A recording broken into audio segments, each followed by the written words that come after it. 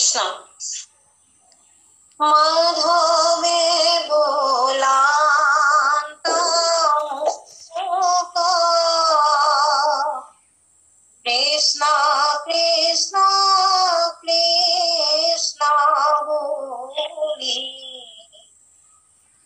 সদায় কোমৰে যিটো জনে জলহন্তে যেন কৰ্ম নৰকৰ পৰাতাংক আপুনি উদ্ধাৰো ৰংগ মনে ৰাম আপুনি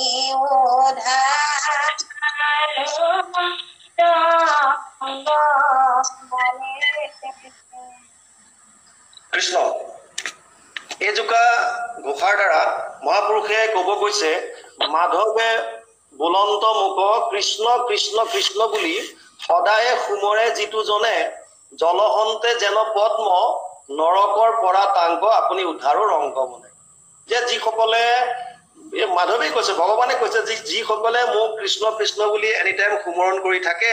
সেইসকলক মই যেনেকৈ জলৰ পৰা অতি মৰমৰে পদুম ফুলপা যেনেকৈ উঠাই আনে মই তেনেকৈ ভকতসকলক নৰকৰ পৰা উদ্ধাৰ কৰোঁ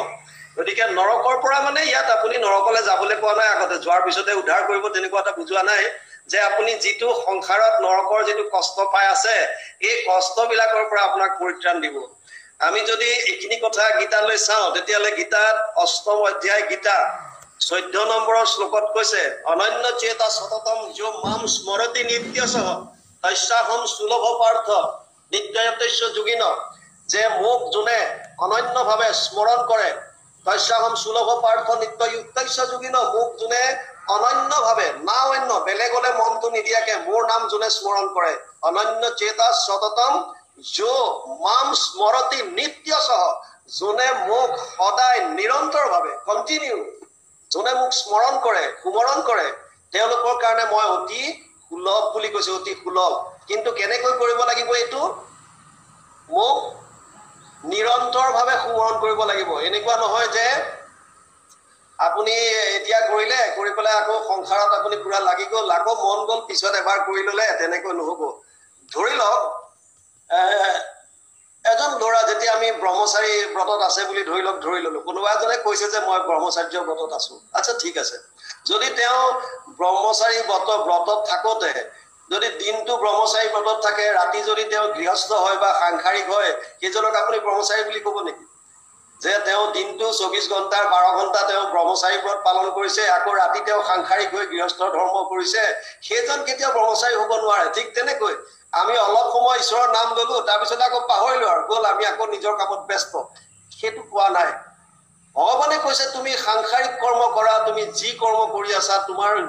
যেতিয়া তুমি মনুষ্য হিচাপে আইছাৰ বিশেষকৈ গুৰুজনাই কৈছে গৃহতে থাকি নাম লবৰ কাৰণে গতি গৃহত থাকিলে পৰিয়ালৰ কাৰণে আমি কাম কৰিব লাগিব কৰ্ম কৰিব লাগিব কিন্তু সংসাৰৰ কৰ্ম কৰি থকাৰ সময়তো যদি আমি ঈশ্বৰৰ নাম গুণ যদি আমি স্মৰণ ৰাখিব পাৰো এই অভ্যাসটো যদি আমি কৰিব পাৰো এটো প্ৰ্যাকটিকেললৈ আনক অকল শাস্ত্ৰৰ কথা কৈ থাকিলে নহব প্ৰ্যাকটিকেললৈ আমি কেনেকৈ আনিম আপুনি 10 মিনিট 5 মিনিটৰ মূৰে মূৰে আপুনি যদি মনলৈ ভাব আনে যে ঈশ্বৰ মোৰ লগত আছে ভগৱানৰ লগত মই আছো মই প্ৰভুৰ ওচৰত আছো এই যদি ভাবটো আনি থাকে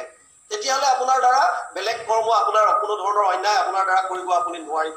আপুনি কোনো ধৰণৰ বেয়া কাম কৰিব নোৱাৰিব ঠিক তেনেকৈ ল'ৰা ছোৱালী বিলাকো যেতিয়া কিবা এটা যদি দিনটোত যদি কিবা কৰ্ম কৰাৰ আগত তেওঁলোকৰ যদি মাক বাপে কৰে যদি যিখন যদি মুখ দুখন মনলৈ আহে তেওঁলোকে কেতিয়াও বিপথে যাব নোৱাৰে ঠিক তেনেকৈ আমি যিসকলে বুজি পাইছো আমি ঈশ্বৰৰ শৰণ ললো আমি যদি ভগৱন্তৰ যদি নাম ভাগ তেওঁৰ ৰূপ ভাগ যদি আমাৰ মনলৈ আনি থাকো তেতিয়া আমি বেলেগলে আমি কোনো অন্যায় পথলৈ আমি যাব নোৱাৰিম আমাৰ যিটো মাৰ্গ হয়তো আমি সত্য শুদ্ধ মাৰ্গত যাম সেইকাৰণে ইয়াত কৈছে যে মাধৱে বুলন্ত মোক কৃষ্ণ কৃষ্ণ কৃষ্ণ বুলি সদায় সুমৰে যিটো জন সদায় সুমৰণ কৰিবলৈ দিছে অনন্য চেতা সততম যো মাম স্মৰতি নিত্যসহ সদায় সদায় মোক স্মৰণ কৰা এনেকুৱা নহয় যে আজি কৰিলা এটা বস্তু বিচাৰিলো মই হে প্ৰভু মোক মনোবাঞ্ছা পূৰণ কৰি দিয়া আৰু নিদিয়াৰ কাৰণে বাদ দিলো কাইলে মই বেলেগৰ ওচৰলৈ গলো এটো নহব নিৰন্তৰ কৰিবলৈ কৈছে তেতিয়া কি হ'ব তাৰপিছত নৱম অধ্যায় গীতাত ইয়াৰ উত্তৰ এটা সুন্দৰভাৱে দিছে। যদি আমি সকলোৱে যদি ভগৱানক যদি আমি স্মৰণ কৰি থাকো, অনন্য চিন্তয়ন্তু মাম যে জনা পাৰি উপাসতে তেসাম নিত্যাভিযুক্তানাম যোগক্ষেমমহম্যহম। যদি আমি ভগৱানৰ নাম যদি অনন্যভাৱে অনন্য চিন্তয়ন্তু মাম, মা অন্য বেলেগক চিন্তা নকৰাকৈ একভাৱে মোৰ নাম যিসকলে চিন্তা কৰি আছে, তেতিয়া তেওঁলোকক মই কি দিওঁ বুলি কৈছে প্ৰভু ভগৱন্তই নৱম অধ্যায় গীতাৰ 22 নম্বৰ শ্লোকত কৈছে, মই দুটা বস্তু দিওঁ। এই দুটা বস্তু কি? এটা কৈছে যোগ, এটা হৈছে ক্ষেম। যোগ মানে হৈছে আপোনাৰ ইয়াত যোগ বস্তুটোৱে আপোনাৰ অভাৱ পূৰণ বুজাইছে, যে আপোনাৰ যিখিনি অভাৱ আছে সেই অভাৱখিনি পূৰণ কৰি দিব। আৰু ক্ষেম মানে কৈছে আপোনাৰ যিখিনি অলৰেডি আছে সেইখিনি ৰক্ষণাবেক্ষণ দিয়া গেৰেণ্টি দিছে প্ৰভু ভগৱন্তই, যে মই তোমালোকক গেৰেণ্টি দিছো তোমাৰ যিখিনি অভাৱ আছে, অভাৱ অনাটনত আছে, সেইখিনি মই পূৰণ কৰিম। আৰু যিখিনি ইতিমধ্যে তোমাৰ হাতত আছে সেইখিনি ৰক্ষণাবেক্ষণ মই দিম। মাত্ৰ তুমি কি কৰিব লাগিব? অনন্যভাৱে মোক চিন্তা কৰিব লাগিব।